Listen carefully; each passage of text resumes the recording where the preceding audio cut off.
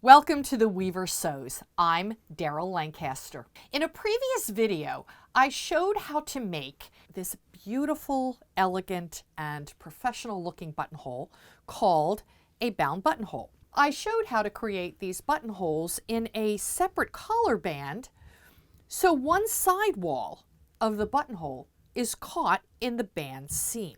I've gone ahead and attached the collar band to the jacket, matching the dots and making the rest fit.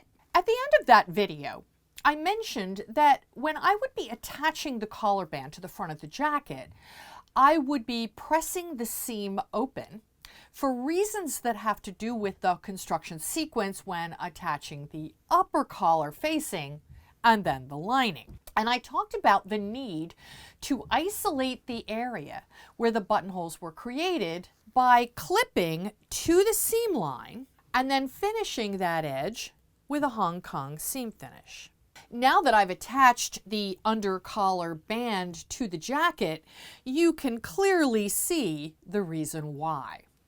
When I pressed the seam open, I would have actually caused the seam allowances in the area of the bound buttonholes to block part of the buttonhole. Plus, they're really, really bulky. Make sure that the Hong Kong seam finish is on the wrong side of the undercollar band. And now it's time to attach the upper collar facing section.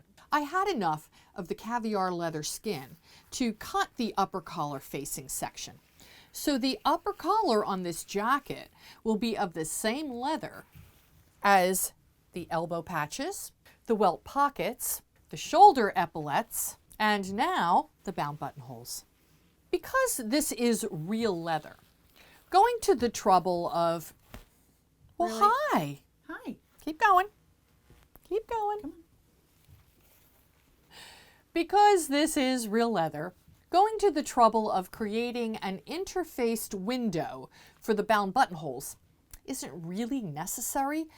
Leather doesn't ravel, so I could just slice into it and call it a day. But then the video wouldn't be very informative, would it? So I'm going to treat this upper collar facing piece as if it was a regular woven fabric, so you'll know what steps to take to create the window in the facing for the buttonholes. First, you will note that both the undercollar band sections, which are now attached to the jacket, and the upper collar facing sections were cut from the same pattern pieces. You may be getting confused by terminology, so let me take a minute to explain. The undercollar band section that is attached to the jacket is called that because the part that frames the neck will roll back and become the underneath collar or undercollar. The underneath collar or undercollar should have a slightly smaller arc when it folds around the neck. The upper collar will need to be deep enough to cover the undercollar completely. And the easiest way to explain that is with my hands. When you have two layers of fabric, as my hands illustrate, and they bend around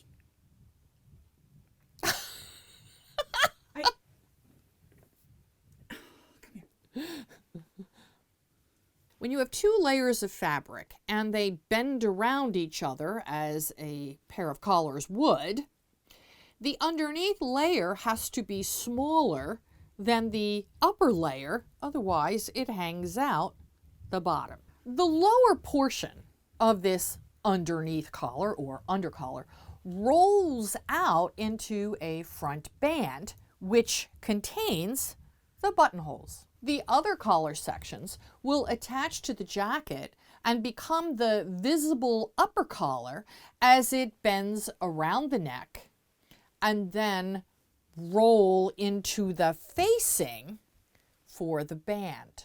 And that's where we will have to put a window in for each buttonhole. I've gone ahead and stitched the upper collars together at the back neck and pressed open. I've also interfaced the upper collar facing with a fusible tricot to give it more support, even though it is leather. So first, let's address the windows for the buttonholes. I've carefully lined up the jacket edge of the upper collar facing with the undercollar band, which is attached, of course, to the jacket. And normally I would pin, but because this is leather, I've clipped them with the wrong sides together, matching all the dots.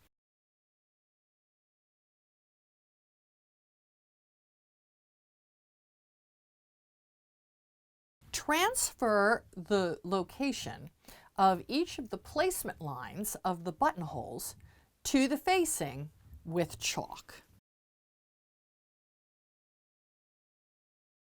And then you'll also want to take some quick measurements of the actual buttonhole shape, the width of the rectangle, and the exact placement of the stop line. You can draw this information onto the wrong side of the facing with chalk, or better yet, do a series of machine basting lines indicating the stop lines and the outlines of the buttonhole onto the facing. Now, I won't do this step because this is leather and basting will leave permanent holes. To create a window for the buttonhole, I use this fusible woven cotton interfacing. Don't use the knit interfacings that I've covered in previous videos. They are too flexible for this task. Pellon makes this interfacing called Shapeflex. You can buy a 1-yard piece that will last a lifetime of buttonhole windows from my e-shop. The link is below. The size of the patch is determined by the exact size of the buttonhole rectangle. Starting with the cutting edge of the jacket, measure the length of the buttonhole and add 3/8 of an inch or 1 centimeter for a seam allowance. Measure the width of the buttonhole, top to bottom, and add a 1/2 inch or 1.2 centimeter seam allowance for each side.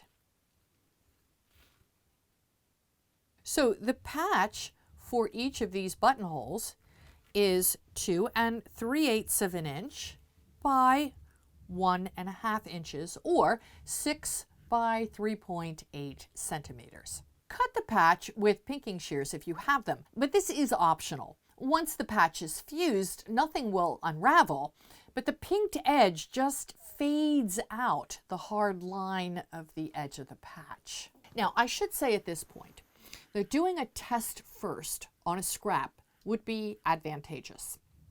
You can't test or practice enough in garment construction.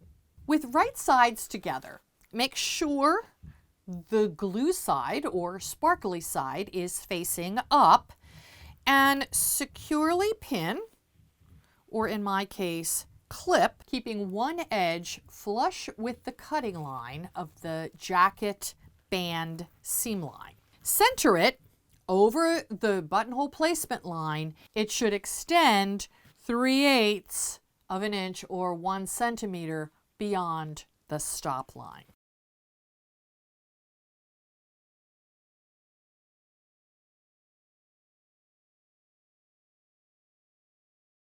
With small stitches, we're going to stitch a 1/2 inch or 1.2 centimeter 3-sided window, starting at the cut edge, centering on either side of the placement line, pivoting at the stop line, across, and then down the other side. So this window should be identical in shape and size to the bound buttonhole.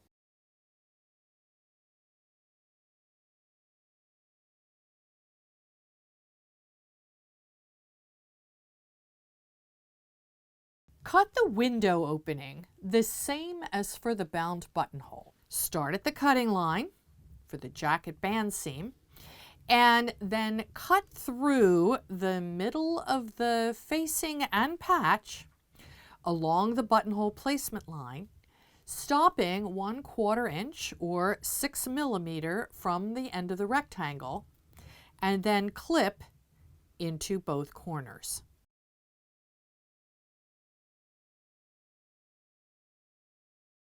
Clip through both layers at the same time, creating a small triangular seam allowance on the sidewall.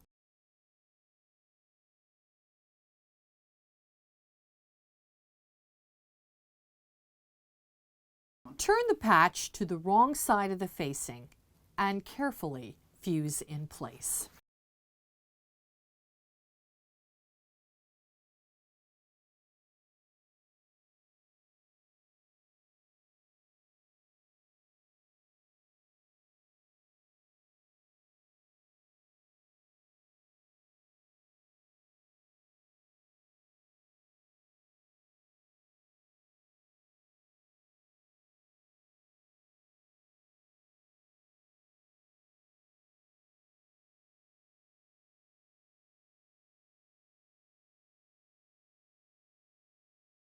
If you did any machine basting to outline the placement and stop lines, remove it at this time. Remember, I didn't need to do that because I'm working on leather. Now we attach the upper collar facing to the undercollar band. With the right sides together, we will start pinning the upper collar to the undercollar, or in my case, I'll use clips, again, because I'm working with leather. And I'm going to make sure to match the dots on the center back. Again, pin what you know is correct and make the rest fit. There aren't a whole lot of match points on the outer curved edge of the collars, so pin the center back and the 2 dots that indicate the base of the roll line of the collar, and then match the buttonholes to the windows and the lower edge of the band. To make the undercollar section slightly less deep so that the upper collar rolls smoothly over it around the back neck, shift the undercollar so it extends 1/4 inch or 6 millimeter past the upper collar, tapering to nothing at the dots.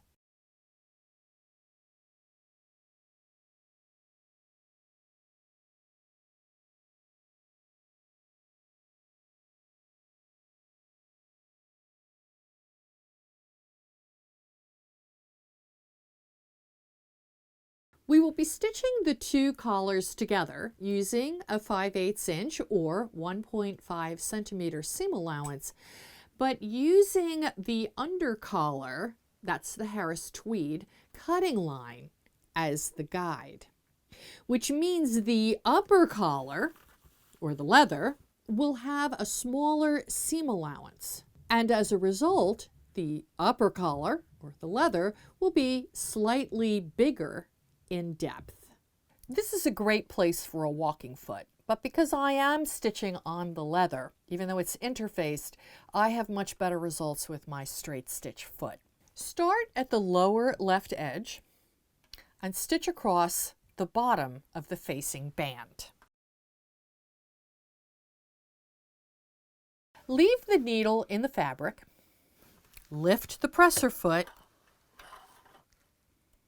pivot the fabric on a 45-degree angle, and then lower the presser foot.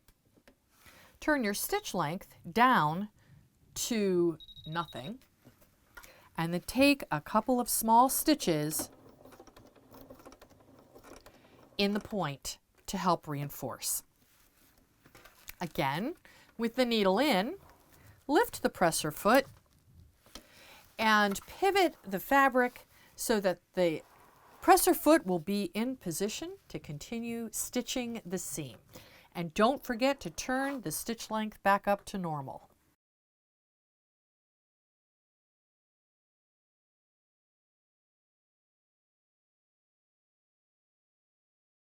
As you approach the dot, again, make sure that you use the cutting line of the undercollar. That's the one underneath. That's the Harris tweed in this case, as your guide for the 5/8 inch or 1.5 centimeter seam allowance.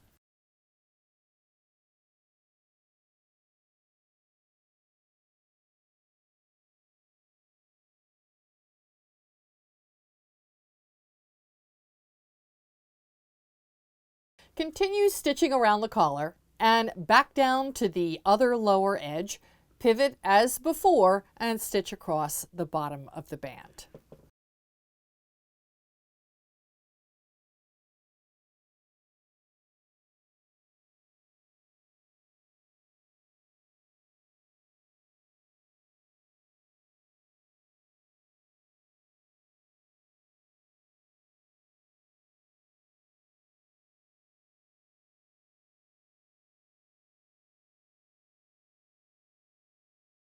Now we're going to grade the seam allowances, which means reduce bulk by trimming the upper collar seam allowance to 1/4 inch or 6 millimeter and the under collar seam allowance to 3/8 or 1 centimeter.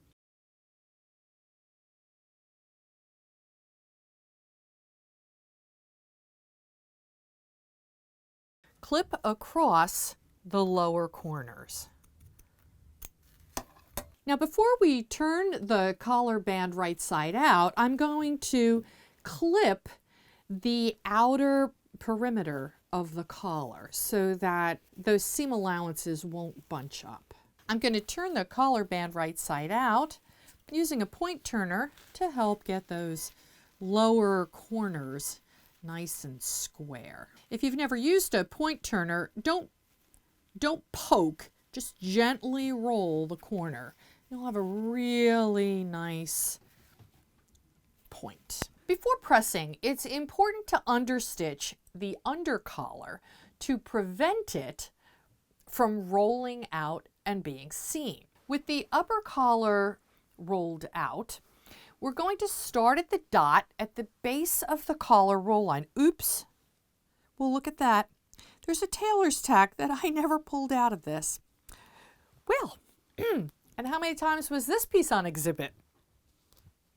That happens a lot.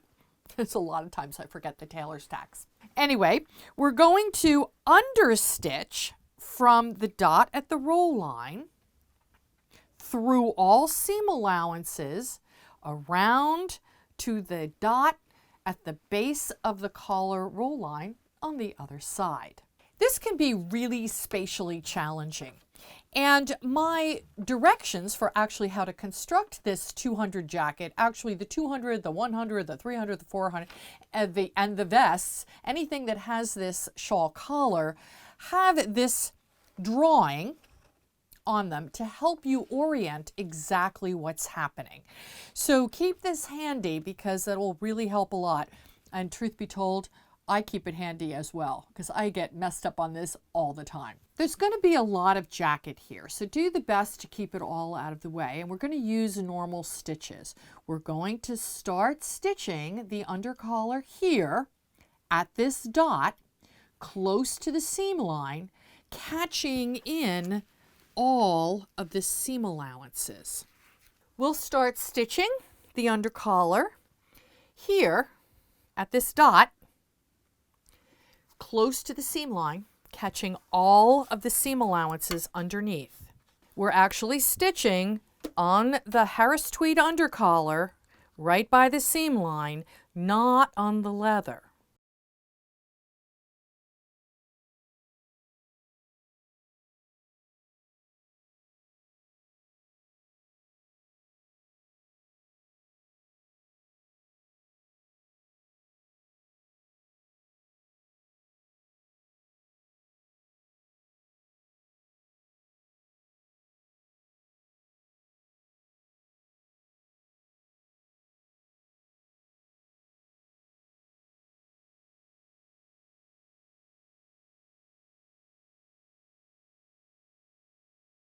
Now it's time to give everything a good press. and we're going to shape the collar around a ham to help set the roll line. But I'm going to do that off camera with my main iron. That's my gravity fed iron, because then I can get a really good steam around the whole thing. Eventually, we will hand stitch the windows to the back of the bound buttonholes. But first, we'll need to prep for the lining installation. So next time, we'll finish up this jacket by inserting a lining. Now, I've already shown how to create the lining in a previous video with a center back pleat. And I've assembled the lining here, right? Now, because buttonholes are involved, the steps are slightly different than the directions for making the jacket, which are available free from my website. And that link, again, is below. Until next time, I'm Daryl Lancaster for The Weaver Sews.